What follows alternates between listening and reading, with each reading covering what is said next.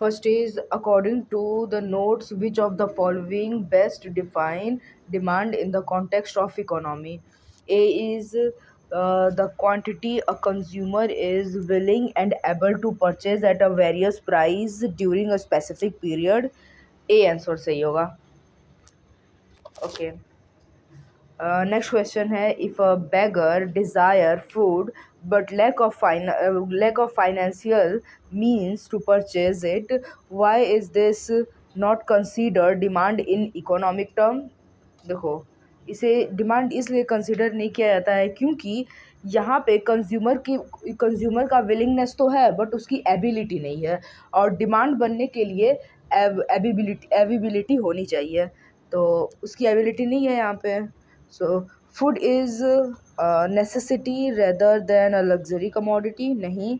The price of food is to violate for a beggar to track. Nahi. The desire is not strong enough to be considered a need. Okay. The demand is not effective because there is no ability to pay. Yes, D answer सही होगा.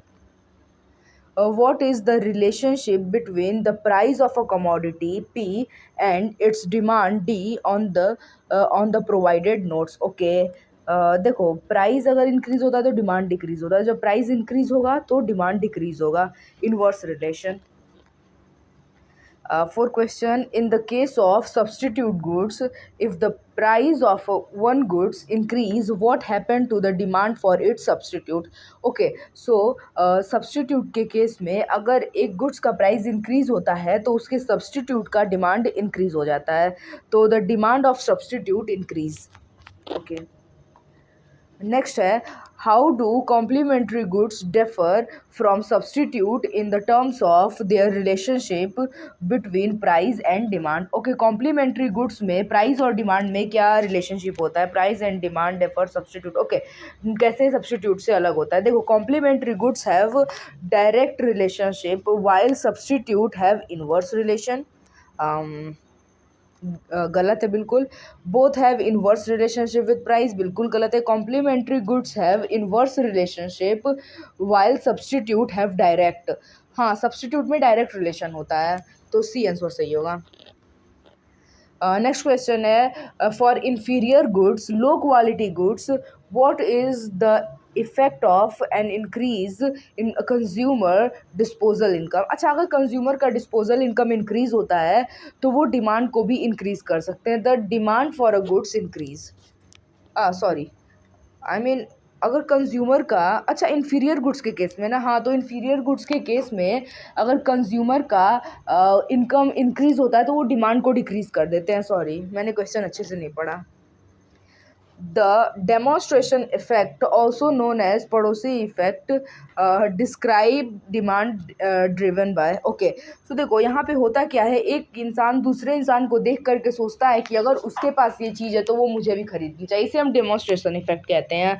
सो a sudden drop in the market price of a luxury item. नहीं. The desire to be unique and different from the crowd. इसका तो इसमें तो स्नूब effect आता है. ठीक है. Observing and imitating a consumption pattern of other. यार, सी राइट आंसर होगा.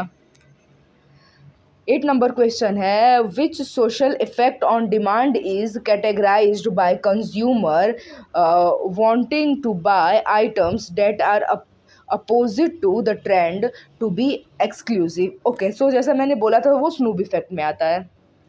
यहाँ पे ना लोग ट्रेंड पे नहीं चलते हैं, ट्रेंड से मतलब ट्रेंड को लोग फॉलो नहीं करते हैं.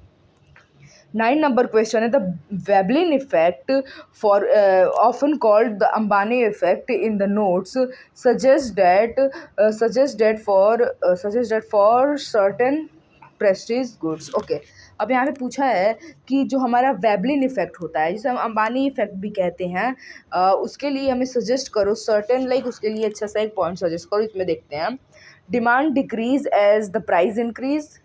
देखो वहाँ पे ना, जैसे एक जो वेबलिन इफेक्ट होता है ना, उसमें प्राइस इंक्रीज हो या डिक्रीज हो उससे फ़र्क नहीं पड़ता, वो महंगे ही आइटम्स को परचेस करते हैं. So demand increase as the price increase due to prestige. Okay, जैसे कि तुम कह सकते हो हमारे जो पुरानी कार होते हैं, जिसे हम विंटेज कार बोलते हैं, जो उसे लोग बहुत ही महंगा खरीदते हैं। तो वो डिपेंड नहीं करता कि वो कौन सा प्रोडक्ट खरीदना है, बस वो महंगा खरीदते हैं, ठीक है। So demand is only affect by the income of the poor. नहीं, demand is completely independent of the item price, या डी सही होगा, प्राइस डिपेंड नहीं करता है उस पर। Sorry, demand increase as the price increase due to prestige. मतलब consumer perceive higher priced item as having more status, which can actually drive up demand among the wealthy. Okay, sorry, मैंने नहीं पढ़ा अच्छे से।